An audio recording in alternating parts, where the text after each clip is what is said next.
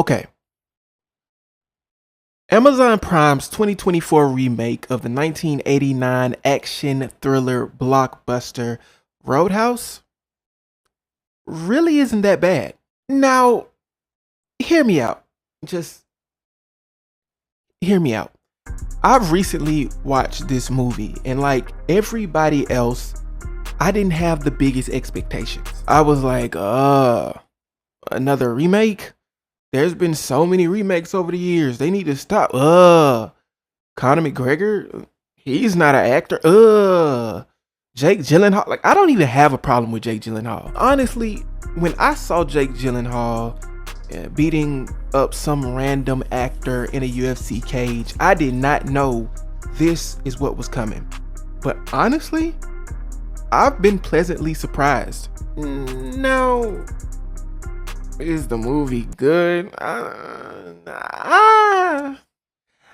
wouldn't say so. It's not one of those movies, we need to watch before we die or whatever these YouTubers, Watch Mojo be talking about. It's not one of those. It's no magnum opus. It's no Godfather.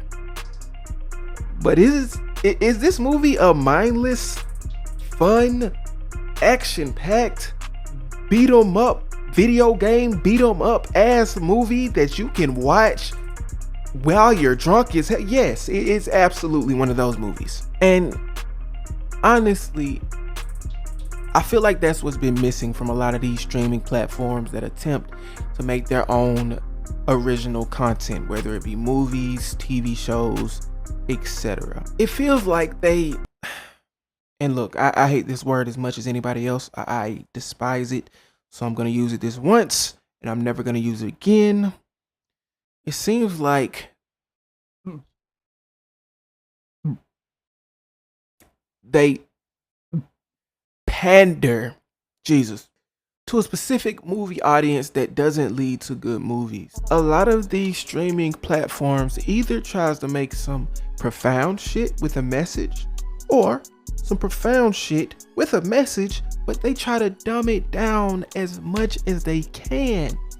And look, sometimes it works, but a lot of the times it has failed miserably. For every Who Cloned Tyrone, we get another Bright, we get another Don't Look Up, we get another Grand Army. I grew up in the era of the dumbest, and my brother, when I say the dumbest era of comedy movies, action thrillers, romantic comedies, horror movies, suspense, thrillers, whatever, at least those movies were entertaining for the purpose of being entertaining.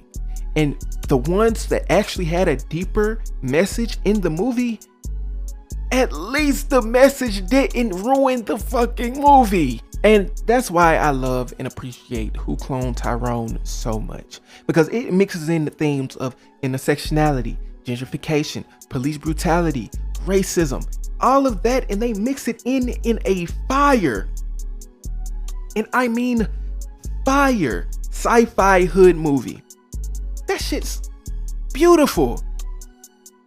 Now I want you to compare that to the left-wing Daily Wire movie that is Don't Look Up.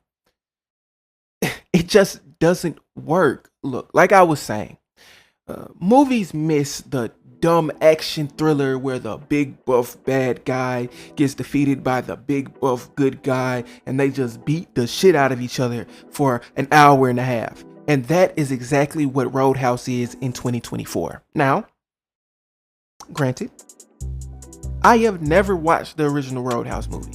But if it's like this, I need to go watch it, because if I can just watch some people beat the shit out of each other for an hour and a half, shit, I'm all with it. Now, Roadhouse follows Elwood Dalton, a disgraced former UFC champion who seemingly kills one of his fighter friends in a fight in the octagon. Since that night, Dalton has ran away from the limelight, pretty much becoming an antisocial recluse, going from fight club to fight club, pretty much scamming everyone there. Watching from the shadows as fighters pretty much beat the shit out of each other until the big enough bet is built up. Then Dalton swoops in, the fighter recognizes him, says fuck that, I'm not fighting that dude, do you know who that is? Shout out Post Malone. and Dalton walks away with about $700-800 cash every night. Scam God Dalton is noticed by Frankie, bar owner of this small, rinky-dink ass tavern called the Roadhouse, previously owned by her grandfather. The Roadhouse is notorious for having a lot of fights, being ran down by bikers and gangs, and pretty much running away any security guard they have. So Frankie sees this former UFC world champion and says, "Hey, I know you need the money. I just seen you, scam all these people." And by the way, he got stabbed like in the stomach, which was badass. This is what I'm talking about. Like, this shit's fire. And she offers him a job as the bar, what's it called?